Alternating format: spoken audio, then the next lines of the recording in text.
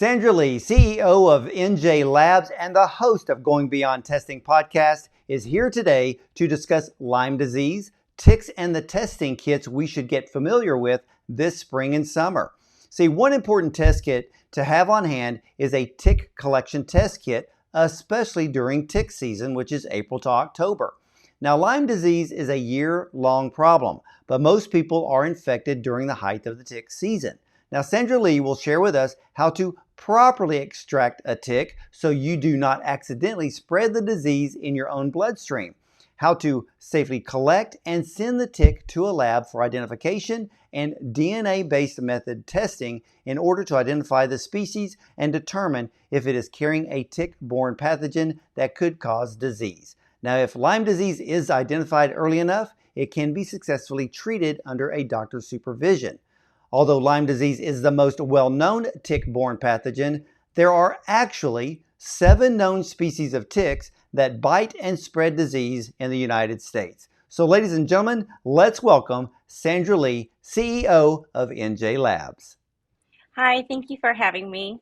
Well, so many of my viewers contact me, Sandra, about Lyme disease, and many of them find out that either they didn't know they got bit by a tick or they find out 6 months to a year later. Is that very common? It is very common, and it's very common that people don't even know why they're sick until it's too late. So it's really important to understand when you can get bit, how to prevent that, and how to make sure that your family is safe.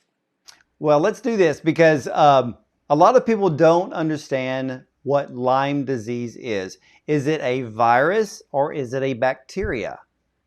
It's a bacteria. It's a bacterial disease that can really hamper your quality of life, and eventually it could mimic symptoms of paralysis and fatigue and major migraine headaches. So things that we're kind of used to and we take over-the-counter drugs to treat may not be actually treating Lyme disease, and you can continue to feel worse as time goes by.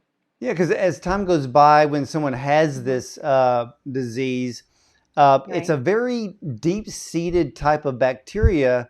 And of course, if people have been dealing with it for a year or two before they get properly diagnosed, Yeah. it can be difficult to treat at that point, correct?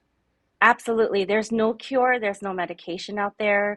A lot of people tried natural herbal medicine to help cure or treat the symptoms, but the problem is you go outside, right? You think you're going out to your front yard, no problem. But that's where the ticks lurk.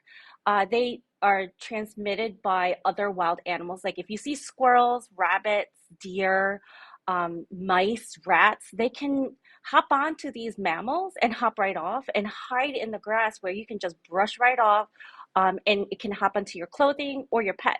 So when you come inside the house, if you don't check yourself, there's a high possibility that you could have a tick on your body or on your clothing.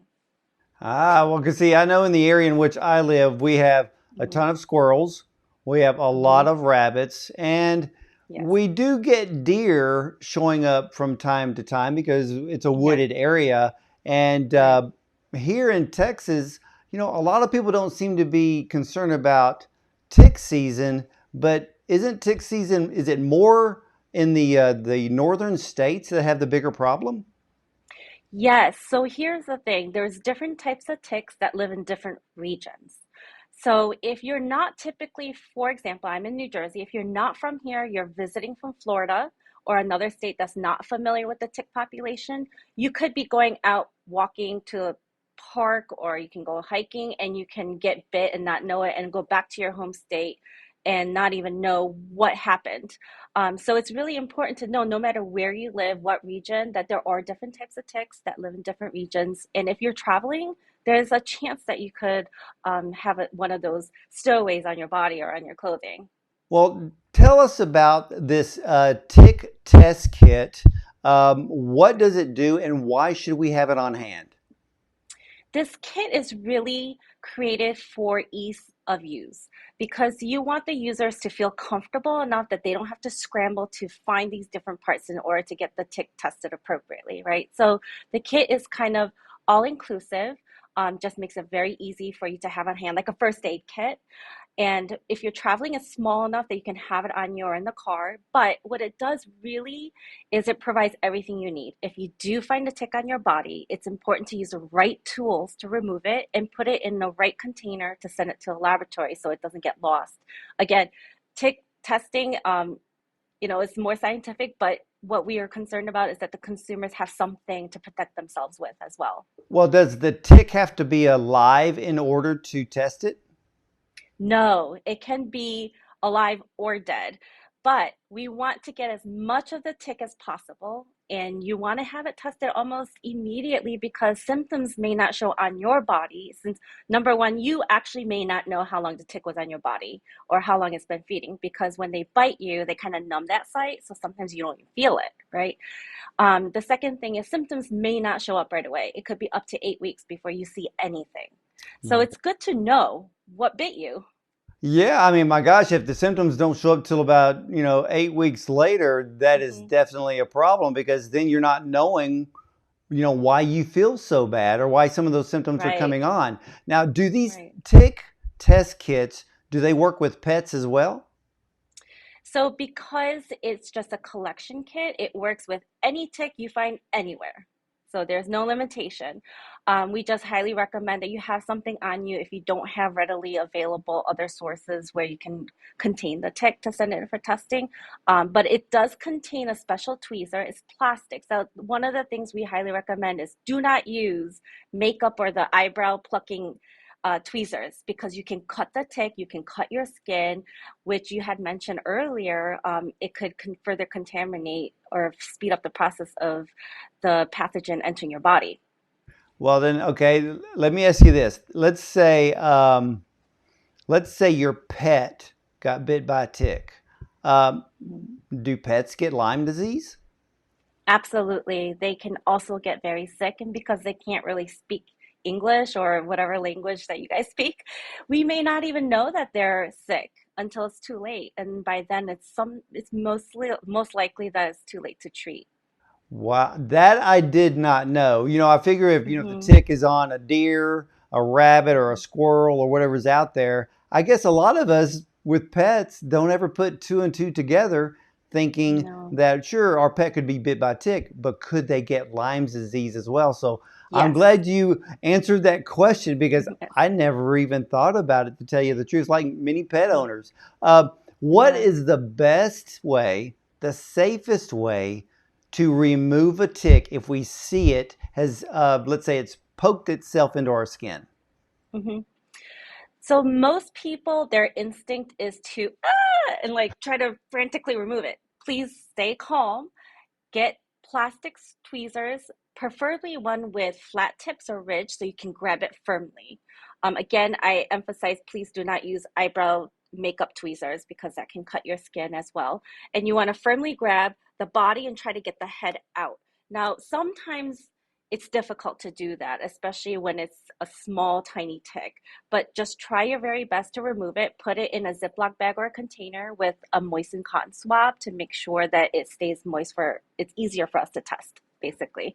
But when you do remove it, don't use Vaseline or alcohol. Don't try to burn it or freeze it. You can get hurt.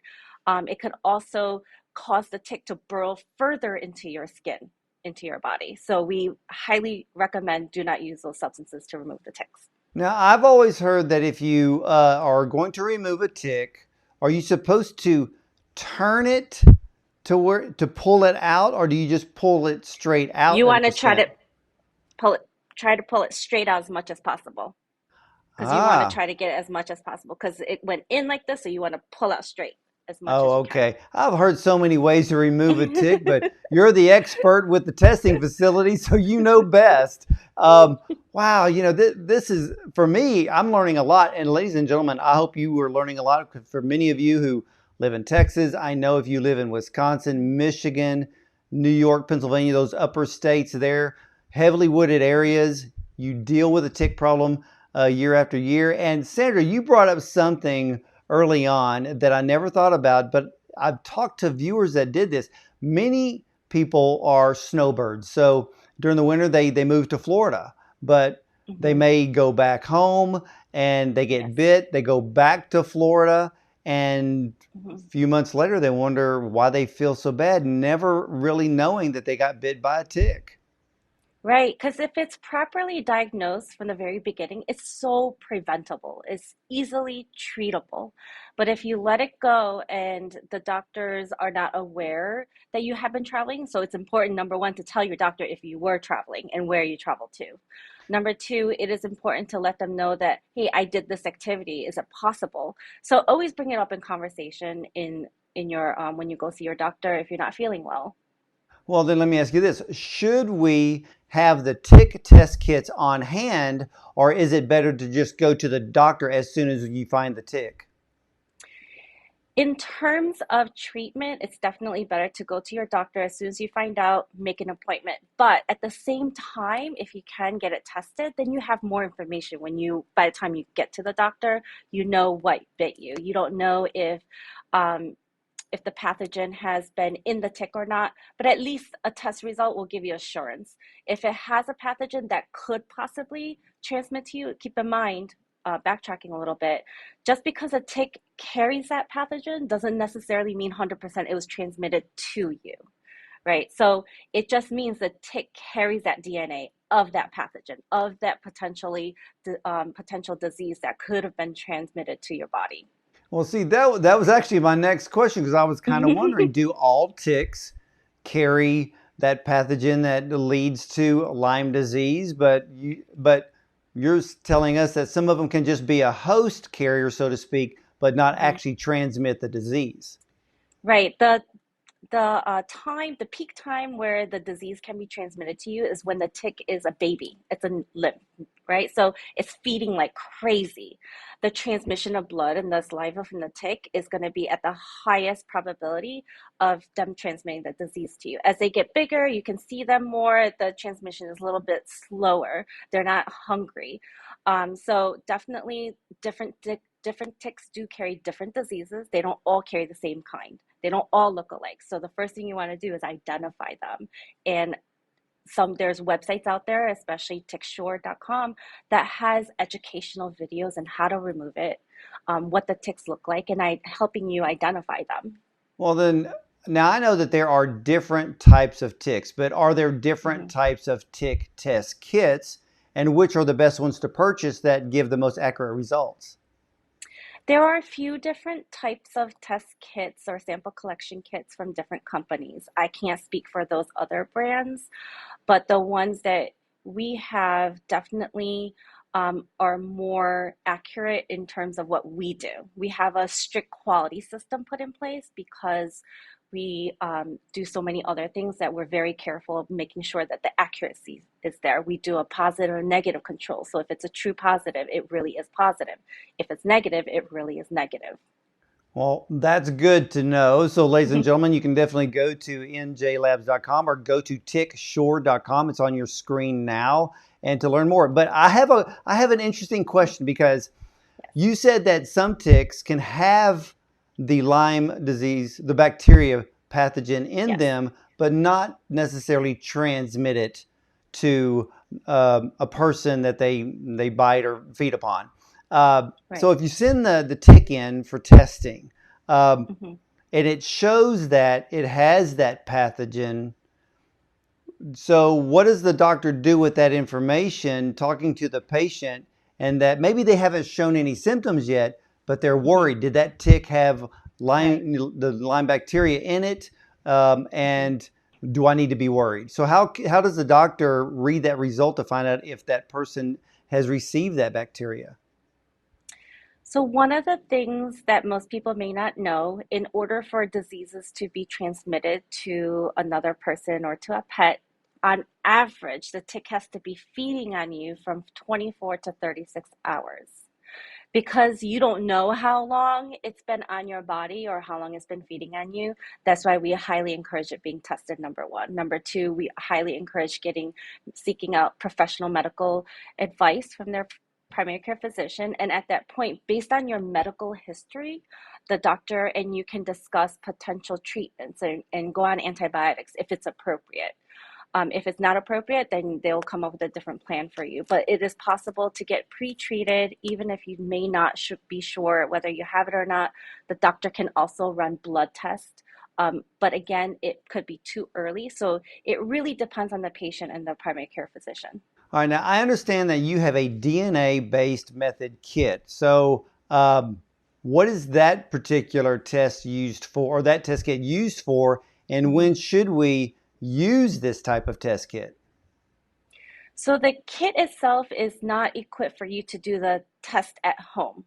The kit is just a collection for the tick, and you send it to the laboratory, and the laboratory performs the actual PCR testing, which is very DNA specific. It's looking for specific markers of these pathogens. We use primers and standards in order to make sure if we're testing for Lyme, it really is Lyme. If it doesn't have Lyme, we make sure we run negative controls, that it really is negative. If it's positive, we have to absolutely be sure and compare it to a reference sample or standard to make sure it is positive in those specific diseases. Wow, that is great information. Now, ladies and gentlemen, if you suspect, all of a sudden you're not feeling well, you don't understand what's going on, you do live in a wooded area, or maybe you did visit a wooded area and a month or two later you're wondering why you don't feel so well. Well, with Lyme disease, it comes down like this. Most people will feel chronic fatigue, joint pain and weakness, Yes. feelings of arthritis, and even a compromised immune system. Sandra Lee shared with us that you may be dealing with headaches, fever, fatigue, chills, and even muscle aches. And you have no clue as to what happened. You may want to go to the doctor and be checked for Lyme disease. Now, Sandra, I understand that there are other tick-borne pathogens that we should be concerned about beyond Lyme disease. What are those? We have them listed on tickshore.com, but there are something called the Lone Star tick. People may have heard about the Rocky Mountain fever. So it really depends on the region where that tick is found. And they also have similar symptoms, but some are more fatal than others, depending on your immune system as well, and any other underlying medical conditions you may have.